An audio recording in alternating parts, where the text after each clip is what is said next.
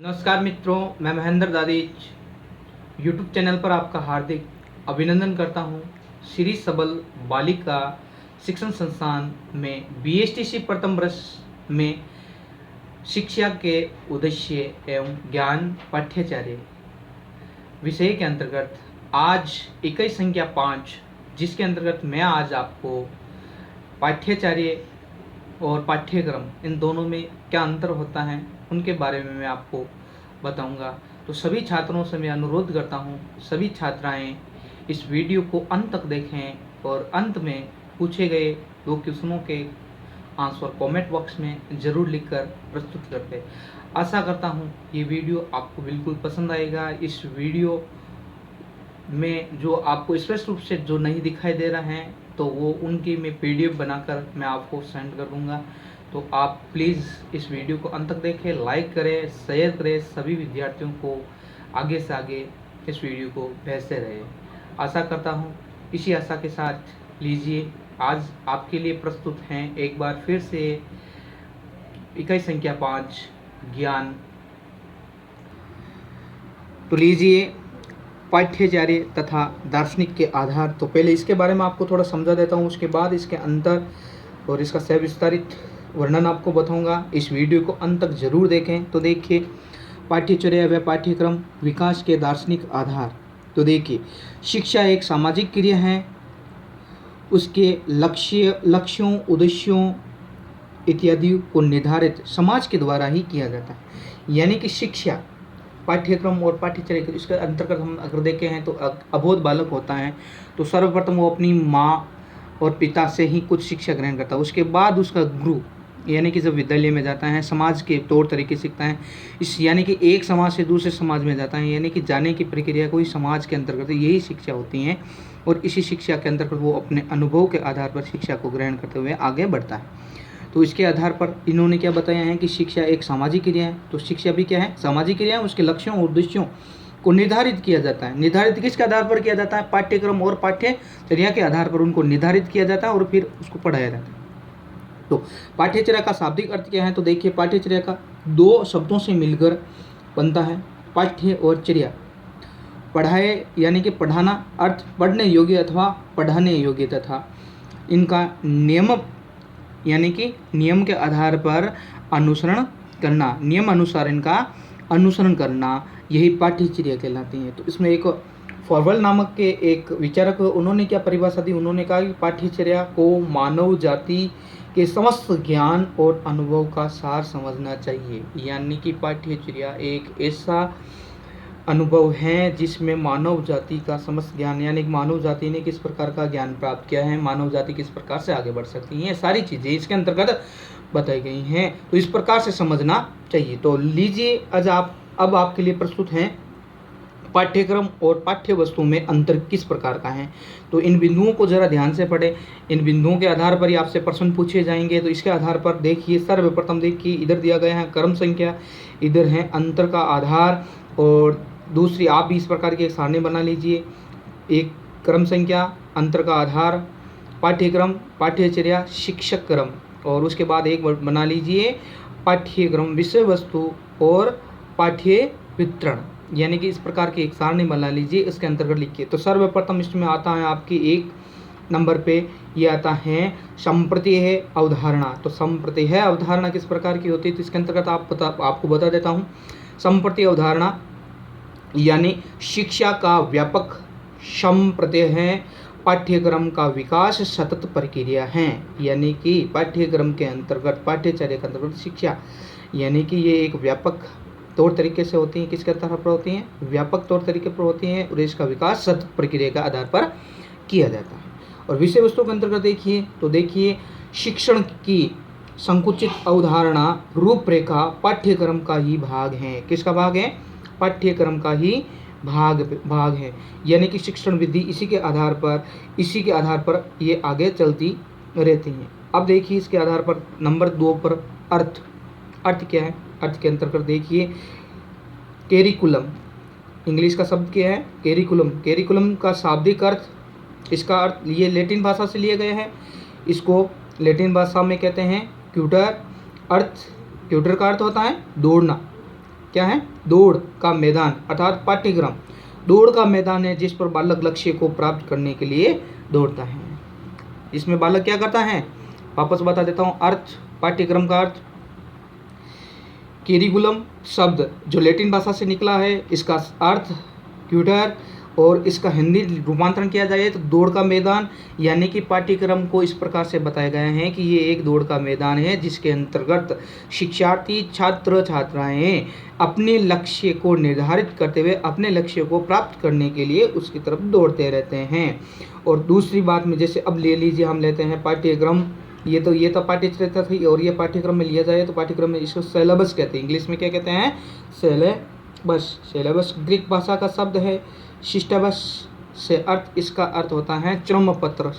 कैसे होता है, क्रम पत्र का लेखन या स्कोर, यानी कि एक टैग होता है, क्या होता है, टैग। इसको लैटिन भाषा में स्टोबस कहा जाता है। इसका शीर्षक लेखक के नाम, यानी कि अर्थ शीर्षक लेखक के नाम रोल के साथ पुस्तक से जुड़ी होती है।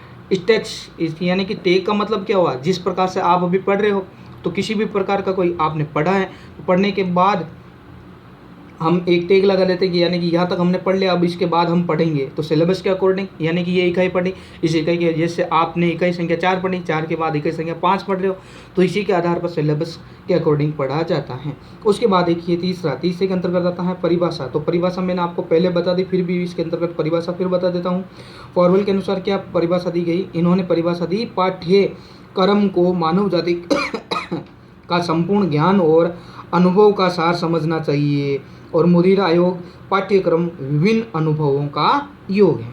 तो इसके अंतर्गत इन्होंने क्या बताया है, शिक्षा शब्दकोश के अनुसार पाठ्यक्रम अध्ययन की विषय वस्तु के मुख्य बिंदुओं का कथन अथवा संक्षिप्त वर्णन है, यानी कि सिलेबस में वो महत्वपूर्ण बिंदुओं का ही चयन किया जाता है, उसी के आधार पर इसका विवरण प्रस्तुत किया जाता है। उसके बाद आता है नंबर 4। तो इसके अंतर्गत नंबर 4 के अंतर्गत आता है महत्व। तो महत्व में क्या बताया गया है, मानवीय गुण, राष्ट्रीय आवश्यकताएं, सामाजिक दर्शन का महत्व है। तो इसके बाद इसके अंदर पाठ्यक्रम में तो छात्रों के स्तर पर रुचि व विकास के क्रम को महत्व देना, यानी कि देखो छात्रों की रुचि होनी चाहिए, इस तरफ देखा जाता है। जैसे देखिए कि आप बीएसटीसी की क्लास है तो बीएसटीसी की क्लास के स्तर पर आपको अध्यापन करवाया जाएगा, जिस प्रकार से कक्षा 5वीं है तो 5वीं के आधार पर अध्ययन करवाया जाएगा, कक्षा 10 है तो उसके आधार पर, यानी कि उसका स्तर देखा जाता है, बालक का स्तर देखा जाता है, उस स्तर का आधार पर उसको अध्यापन करवाया जाता है। उसके बाद आता है 5वें में है सैद्धांतिक अध्ययन। तो इसके अंतर्गत व्यवहारिक तथा उपयोगिता के आधार पर, यानी कि व्यवहार किस प्रकार होती है, उपयोगिता किसके आधार पर होता है। उसके बाद आता है 6 उद्देश्य एवं लक्ष्य। तो देखो उद्देश्य होना चाहिए, लक्ष्य भी होना चाहिए। तो शिक्षा सामान्यतः लक्ष्य एवं उद्देश्य को संपूर्ण क्षेत्र है, तो विशिष्ट तथा व्यवहारिक कालांश में होना, यानी कि विशिष्ट क्लास होता है, व्यवहारिक कालांश होता है, वो कालांश के अंतर्गत ही माना जाता है। अब तो देखिए 7वां बिंदु विषय वस्तु, विद्यालय प्रबंधन की प्रणाली पर विचार करके व्यवस्था, यानी कि विद्यालय प्रबंधन की प्रणाली, विद्यालय किस प्रकार की प्रणाली व्यक्त करता है, उसी व्यवस्था के आधार पर देखो विशिष्ट प्रकरण कक्षा शिक्षण विधियों का निर्धारण प्रस्तुतिकरण करता है। पाठ्यक्रम यानी कि इसके अंतर्गत प्रस्तुतिकरण किया जाता है, ठीक है, इसमें व्यवस्था के आधार पर बताया जाता है, इसके अंतर्गत प्रस्तुतिकरण के आधार पर। मैं आपको वैसे आपकी जब कभी भी क्लास होगी तो उसके अंतर्गत इसका सविस्तारित वर्णन बता दूंगा, क्योंकि वीडियो के अंतर्गत इतना सविस्तारित वर्णन नहीं बताया जा सकता है, क्योंकि उसको बताने में काफ़ी समय लगता है। तो इसलिए मैं आपको शॉर्टली ही इन सभी बिंदुओं को समझा देता हूँ। तो बिंदु संख्या 8 देखिए, शिक्षार्थी। तो सर्वांगीण विकास शारीरिक, मानसिक और सामाजिक विकास के लिए शिक्षार्थी के लिए किस क्या होगा, सर्वांगीण विकास होगा, शारीरिक, मानसिक और सामाजिक। तो देखिए इसमें क्या बताया जाएगा, विकास की रूपरेखा के संबंध में प्रकरण और ज्ञान कौशल में रुचि, यानी कि विकास की रूपरेखा अच्छी होगी, संबंध प्रकरण अच्छा होगा तो कौशल ज्ञान में भी क्या होगी, रुचि। उसके बाद आता है संबंध शिक्षा का विकास तथा शिक्षा का शास्त्र। जो शिक्षा का विकास तथा शिक्षा का शास्त्र किसके आधार पर होता है, तो शिक्षा शास्त्र अधिक, क्योंकि पाठ्य पुस्तक पाठ्यक्रम का व्यवहारिक स्वरूप से ही होता है। उसके बाद आता है 10वां, तो सामग्री क्या होती है, तो सामग्रियों के अंतर्गत देखिए 4 तत्व बताए गए हैं। शिक्षा के उद्देश्य, पहला क्या है, शिक्षा के उद्देश्य, दूसरा है शिक्षण के आयाम, तीसरा है प्रशिक्षण प्रणाली और चौथा है पृष्ठपोषण। ठीक है, तो देखिए इनको प्रकरण के अनुसरण, यानी कि हम प्रकरण लेते हैं दूसरा है ज्ञानात्मक, ज्ञान को देते हैं। भावात्मक क्रिया की शिक्षण और शिक्षण विद्या, प्रतिविधियों, सूत्र, मौखिक, प्रायोगिक एवं लिखित प्रशिक्षणों का भी उपकरण किया जाता है। यानी कि लास्ट में यानी कि टेस्ट लिया जाता है, मौखिक, लिखित सभी चीज़ें पूछी जाती हैं। उसके बाद आता है 11वां उद्देश्यों की प्राप्ति। तो कक्षागत क्रियाओं तथा कक्षाओं के बाहर, यानी कि कक्षा के अंतर्गत और कक्षा के बाहर दोनों प्रकार की क्रियाओं। तो देखो कक्षागत क्रियाएं। उसके बाद आता है 12वां प्रभाव। प्रभाव किस प्रकार का होता है? तो देखिए पाठ्यक्रम के विकास को शिक्षा प्रणाली, शिक्षा व्यवस्था, सामाजिक परिवर्तन, शासन प्रणाली, अध्ययन समितियों के द्वारा प्रभावित किया जाता है। तो देखो पाठ्य पुस्तकों विषय, यानी कि पाठ्य वस्तु को विषय भी प्रभावित करता है। विषयगत अध्ययन समिति, विद्यालय प्रबंधन, शिक्षकों को योग्यता, यानी कि शिक्षकों की योग्यता क्या है, छात्रों की आवश्यकताएं क्या हैं, उपयोगिता, ये सभी चीज़ों को प्रभावित करता है। उसके बाद आता है आपके प्रकृति। तो प्रकृति बिंदु संख्या 13। तो देखिए प्रकृति शिक्षक केंद्रित, छात्र केंद्रित, अनुभव केंद्रित और कार्य केंद्रित और मूल केंद्रित। तो देखो पाठ्यक्रम ही पाठ्य वस्तु की प्रकृति को निर्धारण करता है, यानी कि किस प्रकार का पाठ्यक्रम, किस प्रकार का सिलेबस है, उसके अकॉर्डिंग ही पढ़ाया जा सकता है। उसी के आधार पर ज्ञान केंद्रित किया जाता है, उसी के आधार पर छात्र केंद्रित होते हैं, उसी के आधार पर अनुभव प्राप्त होता है और ये मूल केंद्रित। उसके बाद आता है बिंदु संख्या 14, जिसमें आता है निर्माण। समाज का भावी नागरिक, समाज के परिवर्तन से पाठ्यक्रम विकास।